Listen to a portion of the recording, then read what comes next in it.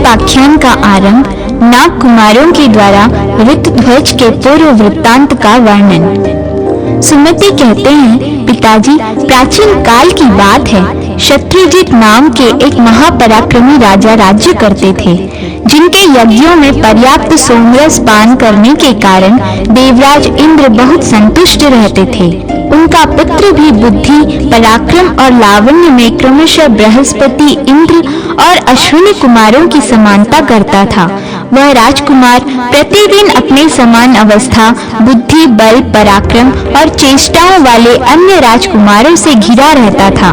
कभी तो उनमें शास्त्रों का विवेचन और उनके सिद्धांतों का निर्णय होता था, कभी काव्य चर्चा, संगीत श्रवण और नाटक देखने आदि में समय व्यतीत होता था। राजकुमार जब खेलने में लगते, उस समय उन्हीं की अवस्था वाले बहुत से ब्राह्मण, क्षत्रिय और वैश्यों के बालक भी प्रेमवश वहां खेलने आ जाते थे। कुछ समय बीतने के पश्चात अश्वतर नामक नाग के 2 पुत्र नागलोक से पृथ्वी तल पर घूमने के लिए आए। उन्होंने ब्राह्मण के रूप में अपने को छिपा रखा था। वे देखने में बड़े सुंदर और तरुण थे।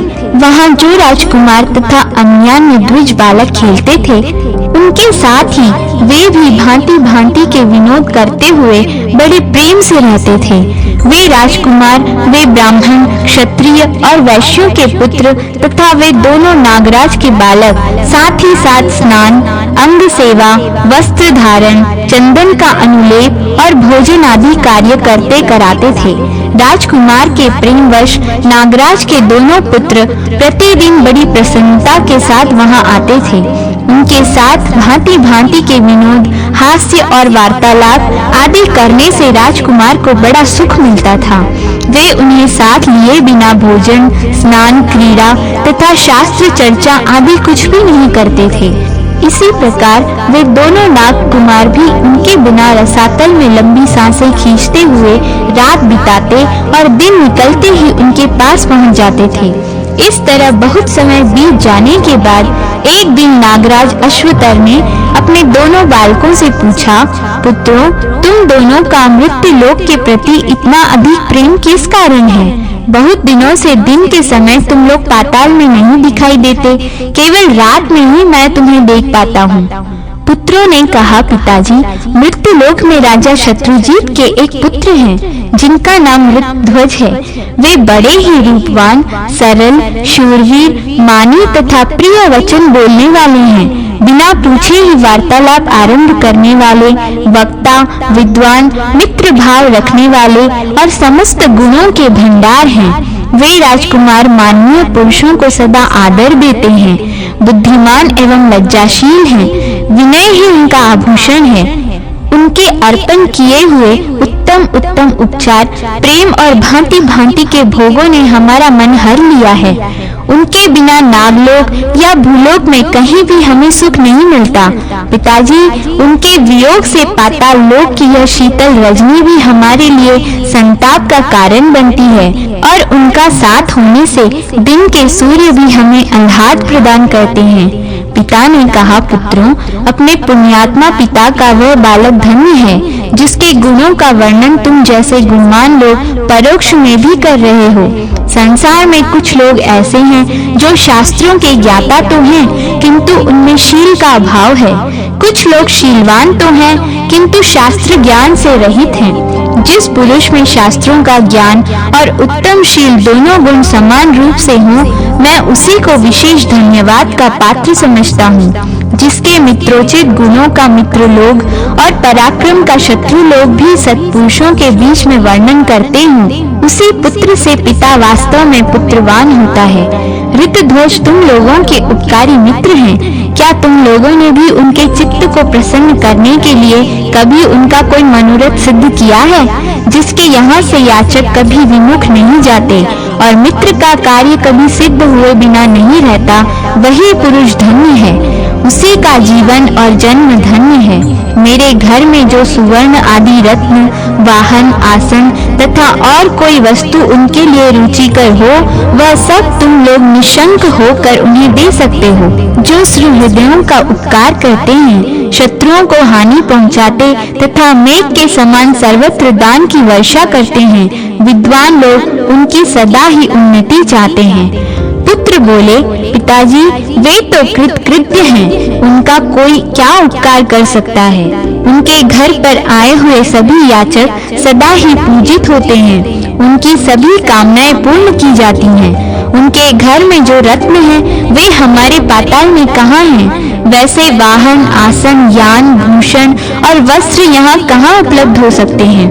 उनमें जो विज्ञान है वह और किसी में नहीं है। पिताजी वे बड़े बड़े विद्वानों के भी सब प्रकार के संदेहों का भली भांति निवारण करते हैं। हाँ, एक कार्य उनका अवश्य है, किंतु वह ब्रह्मा, विष्णु तथा शिव आदि सर्व समर्थ परमेश्वरों के सिवा हम लोगों के लिए सर्वथा असाध्य है।